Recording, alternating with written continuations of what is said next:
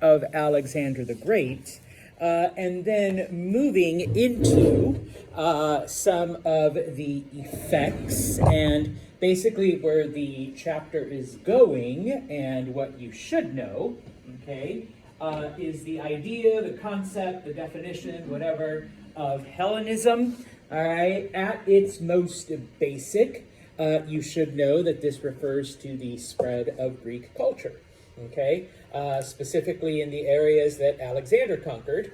And of course, a more deeper meaning, Greek culture, all right, it's spreading, and of course, it is mixing with the local cultures and altering them so that you get kind of like this Greco whatever culture that arises. Okay, now, two of the biggest examples that we talked about, and obviously, hopefully you use when you give answers to your next exam or in the future.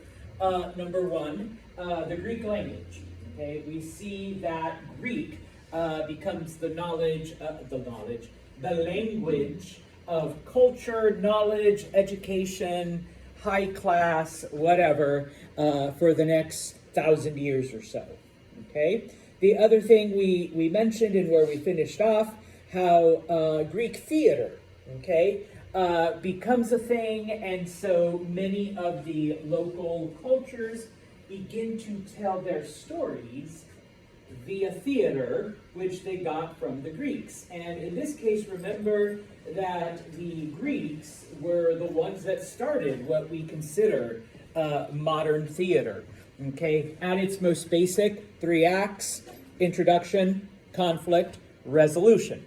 All right, and of course, all of the various local cultures begin to tell their stories via this method. And I think I finished. I promise I'll come back. With this picture, how in just the most random places, far away from Greece, there's a Greek amphitheater, okay? And how many of the cities of that Alexander built, okay, they all had the Greek amphitheater, all right? We also talked about, as I said, Alexander and his empire and his conquests. But most importantly, and that's where it leads into the rest of the chapter, remember that after Alexander dies, okay, he has no heir, and so his generals fight amongst themselves over control of, the lands. And eventually, after several years of conflict, we end up with 3 kingdoms. The first one is just called Macedonia, although it includes Macedonia, and I wrote there in parentheses Greece and a couple other Greek areas. Okay, it's ruled over by Alexander's general named Antigonus. You don't need to remember that, but Santos is a nerd, so I'm going to write it up there anyways. Okay, number 2, the Seleucid Empire, which is basically Persia. All right, most of the Persian Empire that they conquered, and that's ruled over by Alexander's general Seleucus, okay? And then number 3, Egypt, and this is the one that I did say you have to remember, okay? Egypt came under the rule of Alexander's general, a man named Ptolemy. If you don't know how to spell it, just remember P is silent, like in every other Greek word, like psychology, and I can't think of anything else right now, sorry, on the spot. All right, but Ptolemy and his descendants are basically Cleopatra's family, okay? Why does Mr. Santos want you to remember Egypt and specifically the Ptolemies? That's what we call them. They didn't have last names back then. Number 1, obviously, Cleopatra. It actually lasted the longest, all right? Egypt doesn't get absorbed until the Roman Empire comes along. Number 2, this is where we see some of the clearest and most obvious examples of Hellenism, the mixing of not only the spread of Greek culture, but the literal mixing of Greek ideas with local, and in this case, Egyptian ideas, okay? We already mentioned in the last class how what starts off is that many of the Egyptian gods, if you recall, they had a general human body, but, like a dog head or a cat head or like part eagle, part whatever, okay? Whereas the Greeks, they humanize their gods, okay? You look at Zeus, you look at Athena, you look at all of, and they're human. They look like you and I. Okay, better bodies than Santos, but they look like you and I, okay? And so in Egypt, we begin to see that change in the images of their gods, okay? So today, to start off, it's not just the images, okay? It's not just, suddenly, the god Ra has a human head and, human attributes, as opposed to, I want to say it's a dog's head, but it could be something else. I could never tell, all right? We begin to see, number one, the Egyptian gods Isis and Osiris, which are like the nature god and Mother Earth. They begin to take Greek personalities almost, okay?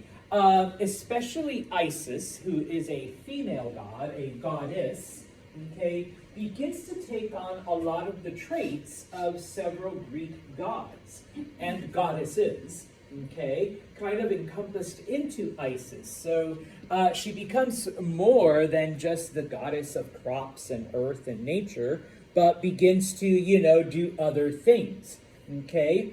One of the other things that comes out from this mixing of Greek religion and Egyptian religion, the idea of personal salvation, okay? So taking Greek philosophy and then taking Egyptian philosophy, suddenly when you commit yourself to a particular god, okay, you are under that god's protection, all right? And then, of course, the concept becomes known as baptizen, where you basically dip yourself in water as a symbol of dedication to this particular god, okay?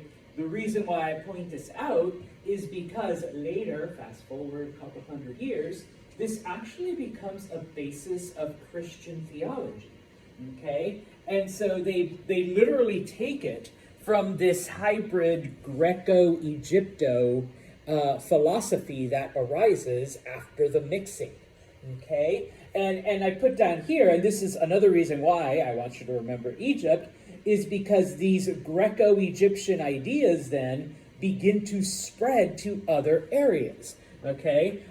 So whereas, okay, yeah, we mixed Greek and Persian, whatever, blah, blah, blah, those things don't catch on outside of the Seleucid Empire, but many of the things that arise because of mixing Greek and Egyptian culture, that eventually does affect, okay, other places, all right? Now, it isn't just, okay, the mixing of gods, the mixing of philosophies, people speaking Greek, people using Greek theater to tell their stories, all right?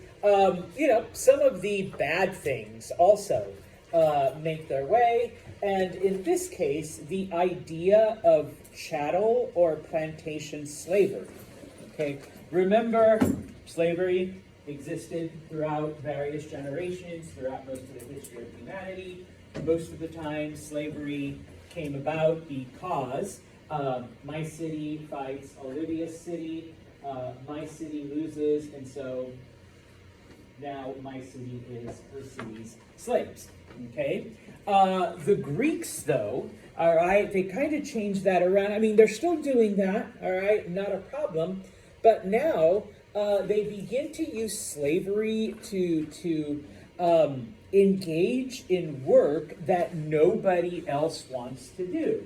So instead of using your slaves' talents, because remember, they were just average normal people in their city until they were beaten. All right, now we're taking these people, and regardless of whatever their profession was, they are just being used for the work that nobody wants to do. in this specific case, and especially in Egypt, okay, we see it done for agriculture. Okay, all of the farming, all of the hard labor, all of the, whatever work that nobody wants to do, just buy slaves and have them do it. Okay, and so this idea, this concept actually comes from Hellenism, from the Greek spread of these ideas.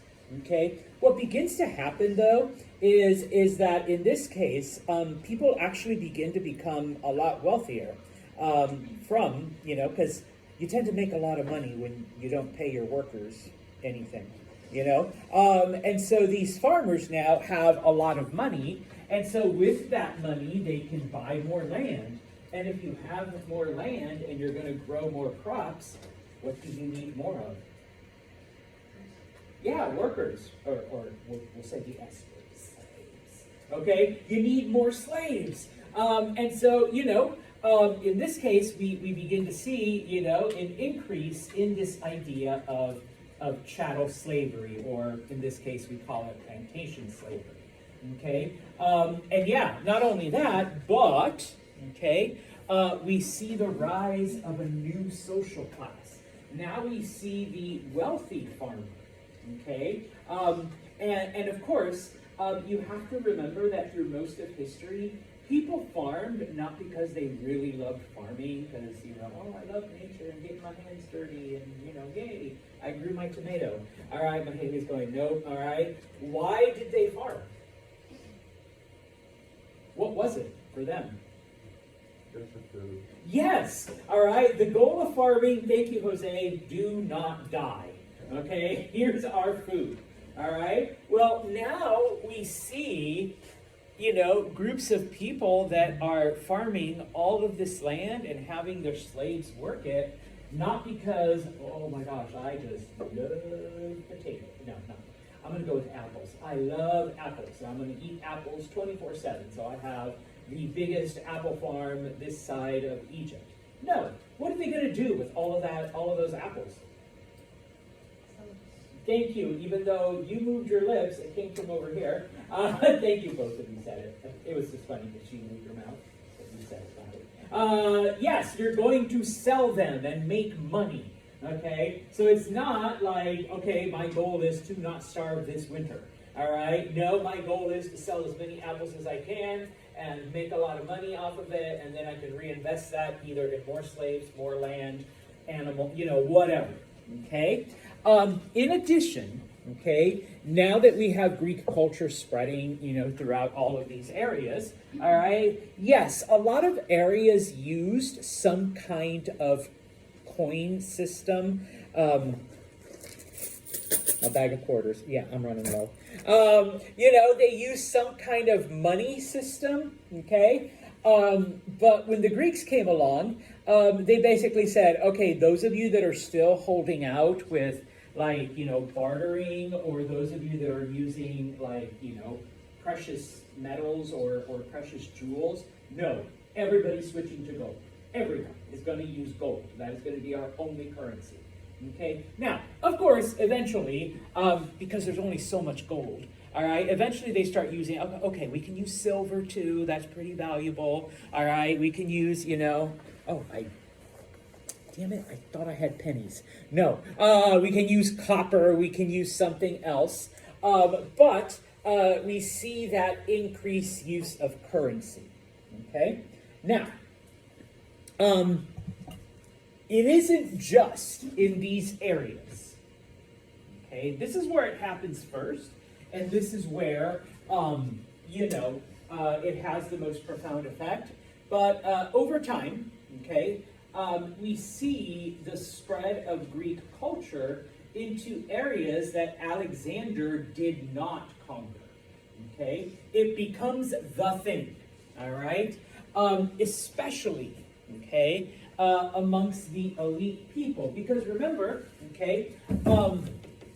this became a sign of status, being able to speak Greek and being educated in Greek. And so, well, why should, the citizens of these areas be the only ones to have that, special privilege? And so people in other parts of the world, like I said, parts that Alexander never even went to, people in those areas then begin to take up these Greek ideas, and they begin to, add Greek culture in their societies. And so Syrians, now some of you might say, isn't that in part of, yes, it is part of what Alexander conquered, but remember during the civil wars after he died, it kind of broke away. It was later reconquered amongst the Jewish people. We'll talk about the Jewish people in a minute. Later on, Alexander never went to Rome. Alexander never, encountered Roman culture. But when the Romans conquered the Greeks, they conquered Macedonia, okay? The Romans fell in love with Greek culture and absorbed it into their own, all right? And the Carthaginians, okay, they too, when they encountered the Greeks, they're like, hey, these guys are pretty awesome. And we see how, now they encountered it through the Egyptians, another reason why, Egypt's important. And so they were like, hey, the Egyptians have made like all of this cool stuff now. And so the Carthaginians begin to adopt much of that culture. I put this as an example, all right? They were known as the Meroitic Kingdom. It was a small kingdom that existed to the south of Egypt. Once again, Alexander never went there, okay? Alexander never conquered. But they were, the Meroitic Kingdom, they copied everything Egypt did, basically. And so for the longest time, they also had, different, Egyptian culture, different Egyptian religion, Egyptian customs. And of course, once Egypt came under the rule of Ptolemy and his family, and once they adopted Greek culture, and once they started speaking Greek, and the Egyptian gods begin to adopt, Greek personalities, well, guess what? The Meroitic Kingdom also began to copy that. Did the Greeks not get selfish? I'm sorry? Selfish? Everyone's super, Well, I mean, yeah, you're going to get they saw themselves as superior because, I'm the OG Greek, whereas, you just adopted my culture, type of thing. And so, yeah, obviously, they were the center of the universe, both culturally, linguistically, theater, all of that stuff. No, they were more than happy to. I guess you can say they were narcissistic in that way. Like, oh, you want more Greek? I'll give you all the Greek you can handle. All right, type of thing. So yeah, okay. Now, promised you a little bit about the Jewish people. Okay, just a brief history. Okay, remember, the ancient Israelites were defeated and captured both by the Assyrians and a group that was later called the Chaldeans. They were taken from their traditional home and spread out into different parts of either the Assyrian or the Chaldean Empire. The Chaldeans are known as the New Babylonians because after the Assyrians were conquered, they made Babylon their capital, the city that had been built, hundreds of years before. Remember, Cyrus arrives, and not only is he conquering land, but he's also liberating, the various people that have been captured, that have been, forcibly removed from their homeland. And so when Cyrus conquers, Mesopotamia, he basically tells the Jewish people that are there, go back to Israel, go back to Palestine. And of course, Cyrus actually gave them money to be able to go back. And he gave them money to be able to rebuild Jerusalem and rebuild their temple, okay? So when they go back, okay, the area at this point is called Judea, okay? It is a province of Persia. It's one of those 19 satrapies that Darius establishes. Well, Alexander comes along. He conquers all that area really, really quickly. On his way to Egypt, he conquers Judea.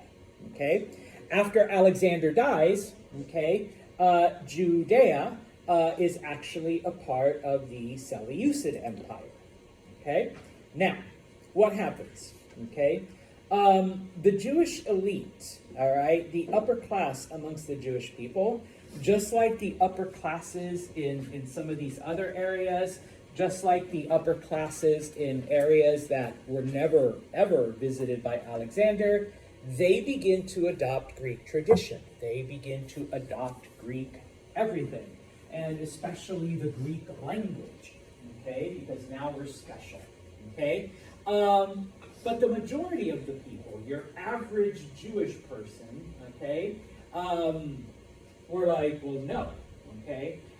We're not gonna, accept another conqueror, type of thing. We're not gonna accept a different culture. And that was, pretty typical of the ancient Israelites, and then later on, the Jewish people. We're not gonna be influenced by these groups. Now, just to give you a brief history, we'll talk more about this in the next chapter.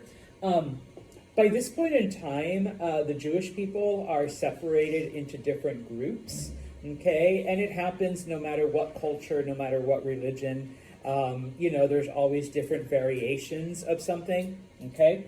Amongst the Jewish people, there was a group called the Maccabees, and the Maccabees were like the really violent military type of Jewish people, okay? They were always ready to fight. They were always ready to establish like a Jewish state the way it existed 1,000 years ago under David and Solomon. All right? And so they actually rebel against the Seleucid Empire, okay? Because, the Seleucids aren't quite as strong as the Persians were. They're not quite as strong as Alexander was. Okay, they actually established a very, very, very small Jewish kingdom, which they still called Judea. Okay, and I put here, it's basically just the city of Jerusalem and like a couple of little areas around it. That's it. It's like not even that big. Okay, but, okay, the Jewish people that did accept Hellenism, all right, the ones that were fascinated by Greek culture and Greek tradition, they feel threatened, obviously, because here's these violent Jewish people, going out against anything that's Greek. And so what they do is they move to Alexandria, okay, which, is under the control of Ptolemy and his family and his descendants, which is being, Greekified in just about everything.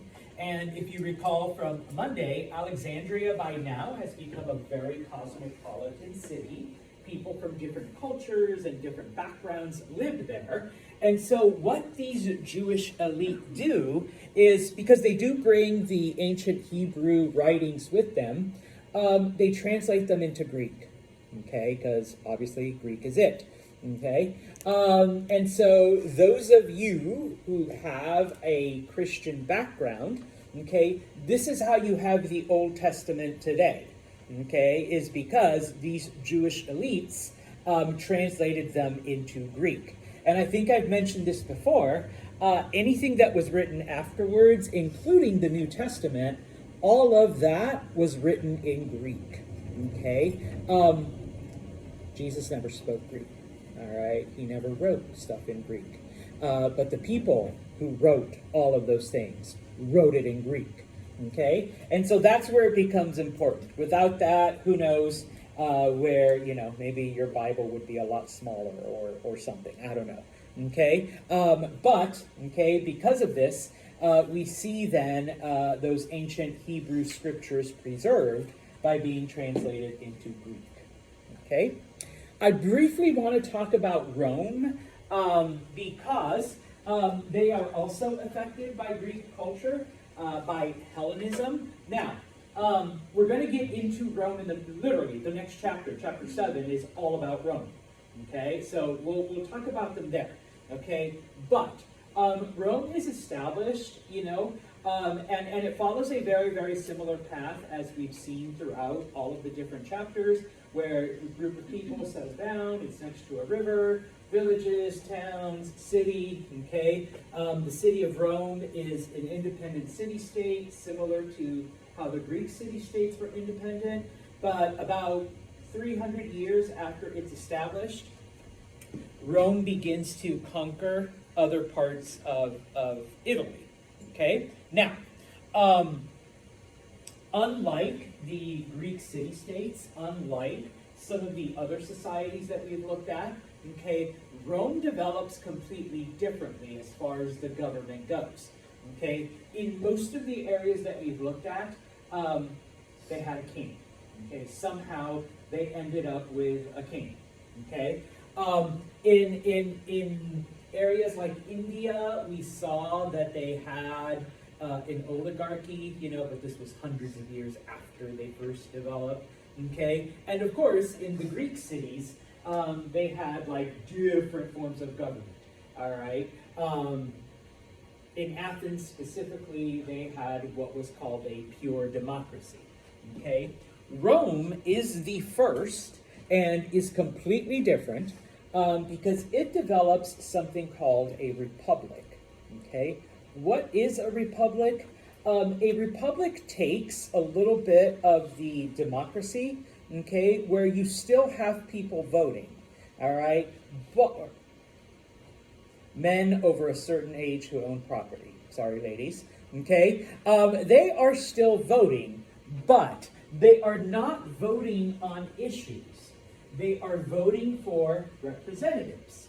And those representatives decide the issues, okay? So whereas Athens, okay, and once again, I am so sorry, you're all men, over 18, with property, okay? We put out whatever issue, and you guys would vote, and simple majority, okay? In Rome, what they would do is they would say, okay, we've got two candidates to be your representative. We've got Olivia and we've got Tori, okay? You get to vote for one of them, and whoever wins, okay, that person will be our representative, and that's it. They will make all of the decisions for the next however long, okay? If we don't like the decisions that that person is making, what can we do? Off of their heads. Well, and then after that? Revote. Revote, yes. Okay. And so just as an FYI, just kind of as an aside, when people talk about the United States and say, we're a democracy, no, we're not a democracy. Okay, we're actually a republic. All right, some people say a constitutional republic, some people say a democratic republic, but yes, we are a republic because we vote for representatives and those representatives make the decisions for us. Now, whether it's city representatives, state representatives, or national representatives, we do it at almost like every level, okay? So it's the Romans that come up with this idea, okay? Now, Rome does this. They begin to, conquer other areas. They begin to expand. They begin to, share their republican ideals in all of the places that they conquer. Eventually, Rome conquers, specifically they conquer Macedonia. Later on, they conquer Egypt, but they conquer Macedonia, and they encounter Greek culture and Greek ideas. And the Romans are like, this is freaking awesome, okay? And so the Romans begin to get rid of all of their ancient gods and replace them with the Greek gods, okay?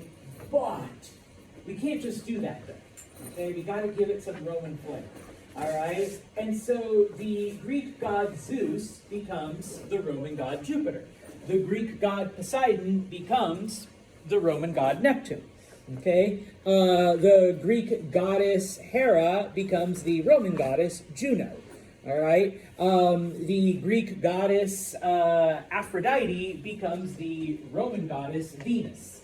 All right, Hermes becomes Mercury, and et cetera, et cetera, et cetera.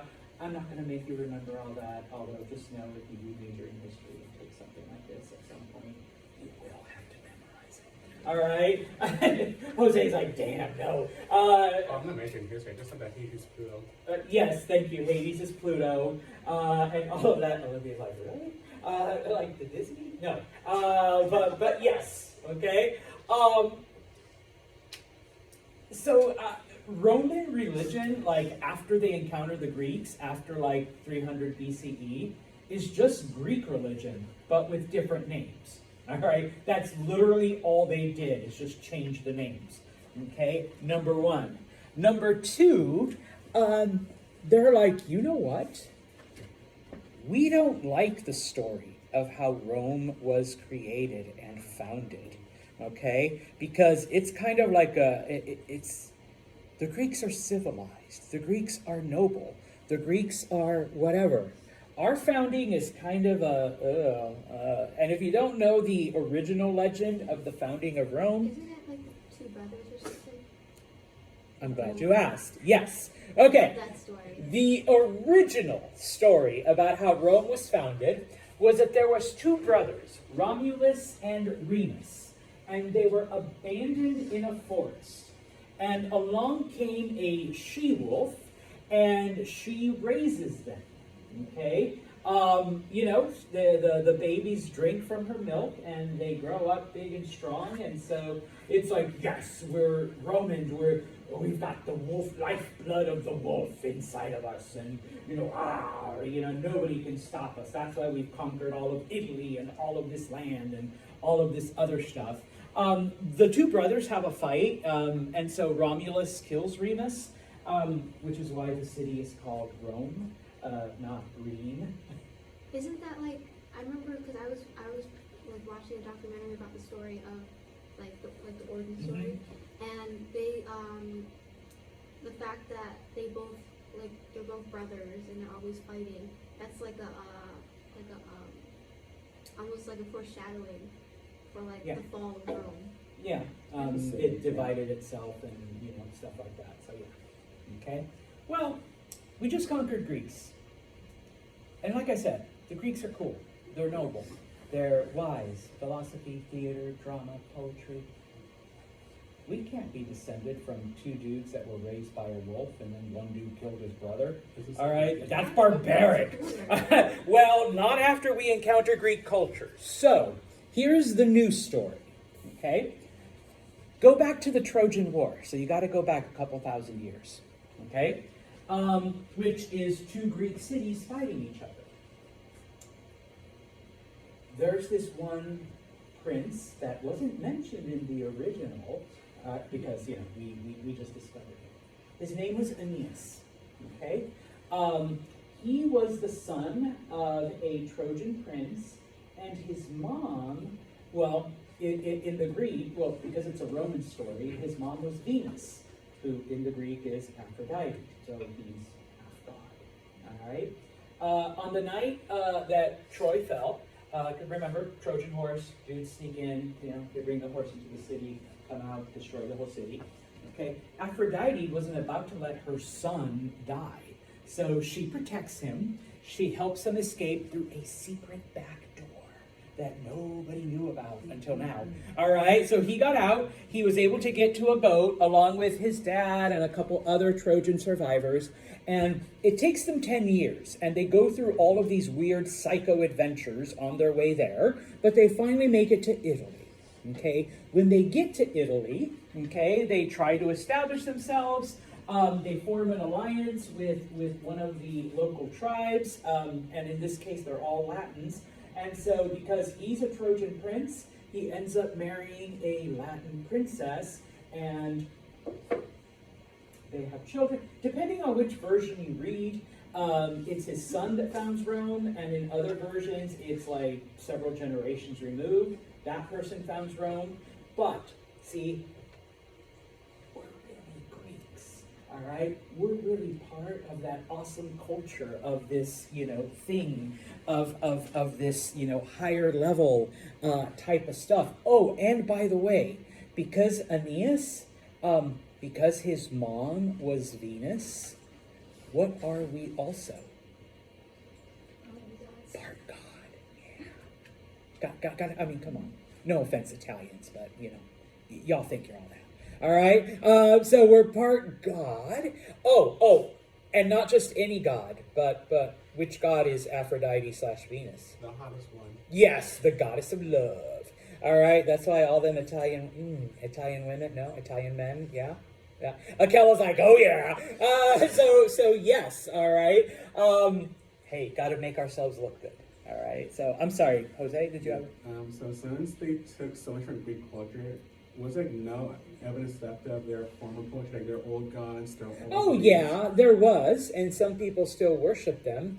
But over time, they became Greekified, and so like if there was, because there was a Roman god of like festivals and wine, they eventually combined him with the Greek god of that and renamed Bacchus. Okay, so yeah, they would just absorb. It's like, oh, this god's the god of earth, and this is like whatever Apollo. They'll just combine them and give them the new Roman name, but we'll combine some of their qualities. So yeah. So there's not even no record of their old names either. Oh, there is. Okay. You just can't go through them all right now. Yeah, you can take out your phone, start Googling. So yes, there is. Okay. Now, going then to Rome's rival, okay, Carthage, and we know about this just from secondary and tertiary writings, but they actually accepted Greek culture even more than the Romans did. All right, they did the whole like adopt, their gods and adopt their whatever. And I should have mentioned, and when I was younger, like when I first started studying this stuff, I always like, wait, why do Greek columns and Roman columns look the same? Yes, because the Romans copied it all. Okay, they just, instead of being Doric and Ionic and whatever, the Romans gave it their own names. Okay, type of thing, which honestly I can't remember at the moment. I remember the Greek names. All right, architecture was never my thing. I just memorized it for the test. And that was like 30 years ago. So yeah, okay. Well, the Carthaginians are even more Greek than the Romans. They actually sent people to Athens to study, all of these things directly, okay? And then they came back to Carthage, leveled the city, and rebuilt it with Greek temples and Greek buildings and Greek-style architecture, okay? Because the Carthaginians, if you remember, Carthage is in North Africa, so is Egypt, so that was like where they had like the closest relationship. Carthaginian women begin to imitate everything that Egyptian women do. All right, so basically, imagine a whole country of nothing but Cleopatras type of thing. Okay, and just as an aside, all right, and no offense, ladies, because it's an interesting look. I like it. When you do the winged eyeliner, when you draw the things along the side, that's an Egyptian Greek thing. Yeah, you're like yes. I looked at pictures of Cleopatra before I did it. It's not. It's very subtle.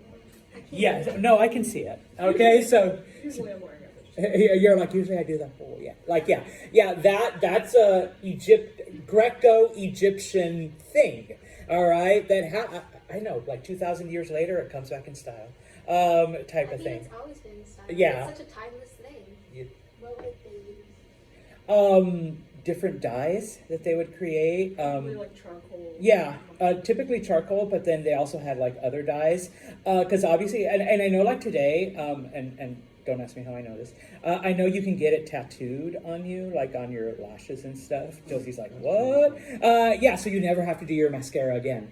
And I know like back then they would have very primitive methods of that. So that, hey, I always wake up with my winged eyeliner now, type of thing. So yeah, okay. So they would do all of that, look like Greco-Egyptian women, okay? And now, because, remember, the Carthaginians started as a colony of the Phoenicians, and so they maintained that tradition of exploring and trade and ocean going. And so because of Carthage, okay, all of this, okay, spreads, into Spain, into southern France, into other parts of Africa. Once again, places that Alexander never went. Okay, but Greek culture is spreading from the areas, and even, well, he never went to Carthage. Okay, he went to Egypt, which affected Carthage, and then Carthage began to affect everywhere that they went. Okay, type of thing. So because of this, all right, it all starts with Alexander's, initial stuff. Greek culture, and I'll refer to it as Hellenism. All right, Greek culture is spreading into areas that it had never been before. All right. So just an example, this is an artist rendition of what Carthage would have looked like during this time. I say artist rendition, we'll talk about why. Carthage doesn't exist.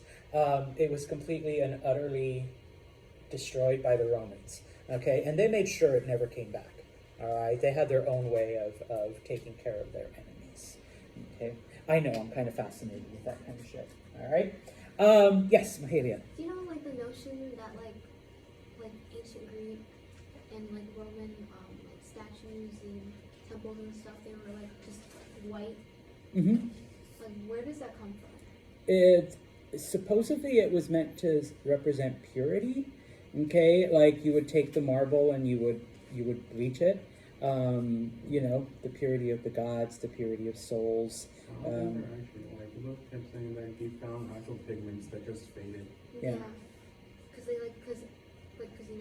it eroded away, like, the pigments, and so they just washed all of it off. Yeah, so No, that it's too. not So, and later generations, kind of made their own alterations as well. It's kind of racist.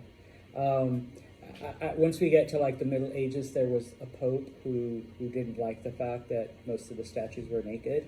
So he had the male statues had the genitals cut off, like literally chopped them off the statue, and then had like little fig leaves like designed on top of that.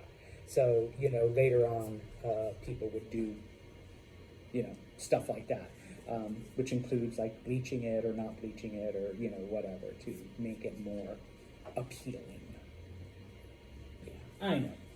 Anyways, okay, moving on then away from, these European cultures, going into Asia, because remember, Alexander conquered the area that today is Afghanistan, and he also crossed the Indus River into India, okay? In order to get to Afghanistan, or what today is called Afghanistan, it is in the mountains. It's actually up at really high elevations. And so because of this, Alexander's engineers had to carve footpaths through the area so that the army and like all of their supplies could get there. Okay? Now, once Alex dies, the Greeks kind of retreat away from there. But those footpaths remained, okay? Those trails remained. And so this becomes a way for other groups to travel through these areas and to, settle in this part. So I guess you could say if Alexander had never arrived, if he had never conquered this area, other groups wouldn't have come later on because it would have been a lot more difficult for them. And we'll end the chapter talking about the Silk Road, which is the trail from China all the way to Greece. The Silk Road used these mountain passes that were carved out by Alexander's men as their foundation through this area. Okay, so without Alexander, no Silk Road, or maybe a different version of it, or maybe it would have taken longer for it to be built. Okay, now, Alexander entered India, and he actually did conquer a small part of it before his men decided they wanted to turn around. Okay, and so once Alexander left, because he had defeated, most of the powerful militaries that were there, it was a bit of a chaotic situation. And so a man named Chandragupta Maurya, Okay, some people spell it Maria. Okay, basically what he does is he conquers this area that Alexander had conquered, but then withdrew because it was once again incomplete chaos. All right. Once he conquers this area, which becomes known as the Magadha Kingdom, okay, he then begins to conquer other parts of India, all right? And it becomes known as the Mauryan Empire. He names it after himself, okay? Or people call it after him, all right? Because he's in northern India as opposed to other parts, there are iron ore deposits in the mountains of northern India. And so with iron, he's able to create more weapons. He's able to create, armor for his soldiers. And so he's able to go out and conquer even more, okay? The land was extremely fertile, right? Historically, this had been a very, good piece of land, all right? And of course, because we are in the mountains and in the foothills of those mountains, there are lots of forests, and one of the things that lives in these Indian forests are elephants, okay? And this is just as an aside, or if you're ever at trivia night or Final Jeopardy, okay? There are elephants in Africa, there are elephants in Asia, okay? Does anyone know the difference between African elephants and Asian elephants? Small feet, small structure, small ears. Pretty much a whole bunch of things. Okay, They're smaller. the biggest one, the one that at first sight, is the size of the ears. Asian elephants have really tiny ears. African elephants are freaking Dumbo, they've got the huge ears. Okay, also, if you look at pictures, and if you want to go to Google, go ahead.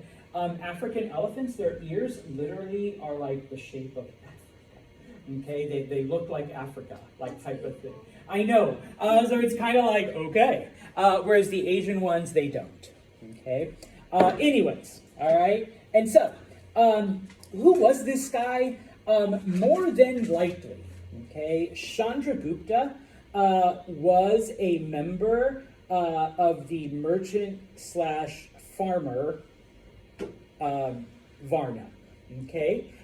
So he wasn't even, the upper class or the warrior class.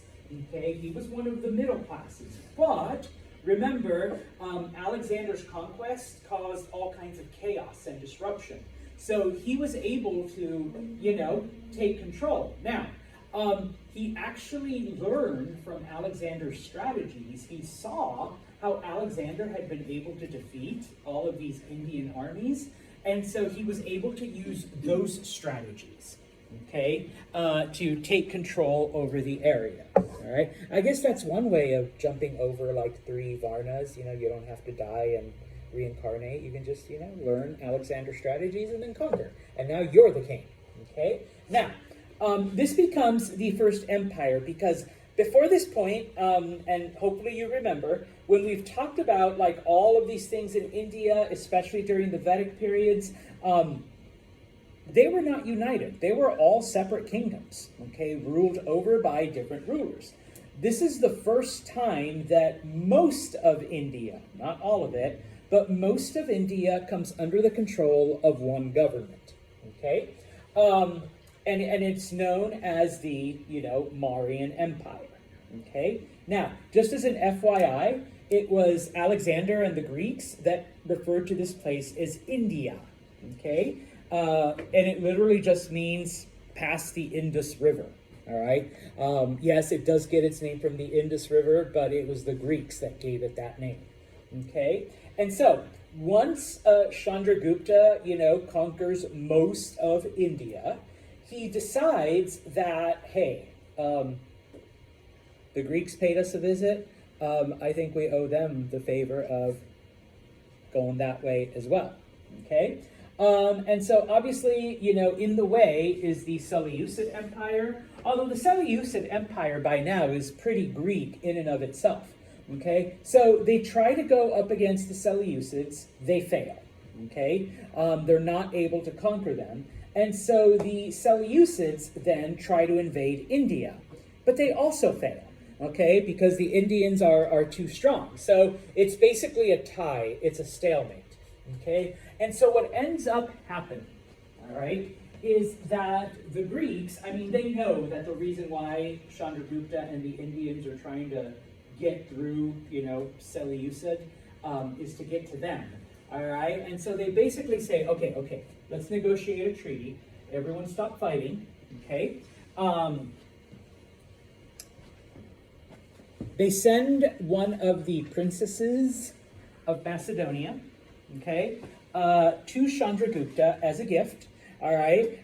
Remember back then, marriage, especially in political circles, was to cement alliances. All right. So you marry a Greek princess, and now, like, we're family. Okay. In addition, other Greek women were sent to marry, other Indian nobles and other Indian leaders. All right. In return, and also the Greeks are like, we'd like to send an ambassador, all right, to kind of live with you guys, and if there's ever any problem, the ambassador has full authority to settle whatever, okay? This is how the Greeks and us today got most of our knowledge about Indian culture, okay? And I'll end with this, okay? And I'll start with this on Friday, so if you can't copy it all down, that's fine. All right. The name of the ambassador was named Megasthenes. Okay. He lived in India for several years, but in addition to being an ambassador, okay, he also observed and he watched Indian culture and watched Indian society and asked questions about their history, about their religion, about their background. And when he comes back to Greece after he was like in India for about 10 years, when he comes back to Greece, he actually publishes a book called Indica. Okay? And in this book are all of his observations about Indian culture and Indian society. And like I said, this is like literally the only reason we know all about ancient India is because of Megasthenes. He talks about how people are stratified, how there's 7 groups of people, okay? He didn't quite understand how to translate the concept of the Varnas, okay? And that everyone followed the rules.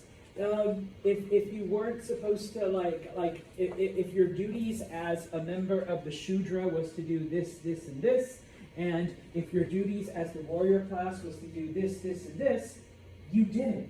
And people accepted it, okay? Even if you were part of the pariahs, remember the pariahs are the untouchables. Even if you were part of the pariahs, you accepted it, okay? Like, people would abuse you, and it's like, yeah, that's just part of my duty in life, okay?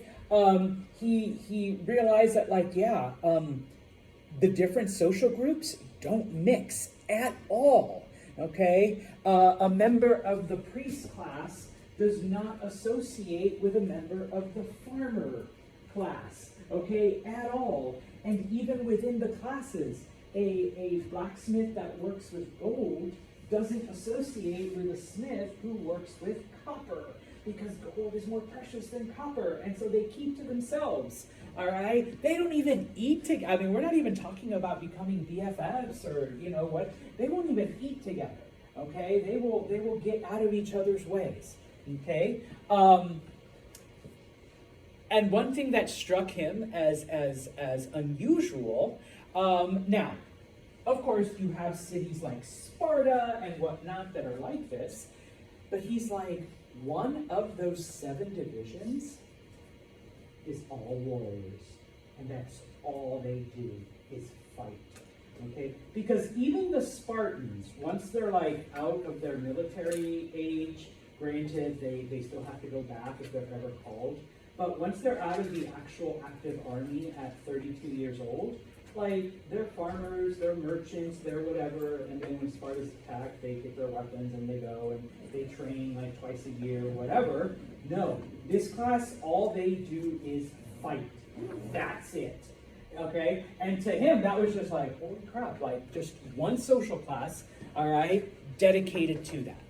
All right, so all of these observations, all of these things, he writes down when he gets back to Greece, he publishes it, and so the world and us, thousands of years later, come to know what Indian culture and Indian society were like. Okay? And I guess you can say it would not have happened if without Hellenism, without Alexander spreading Greek culture. Okay? So, we talked about Rome, we talked about Carthage, Egypt, okay? Here's the Seleucids, here's Macedonia. This is the Mauryan Empire, okay? So remember, they conquered everything except a little tip of India at the south.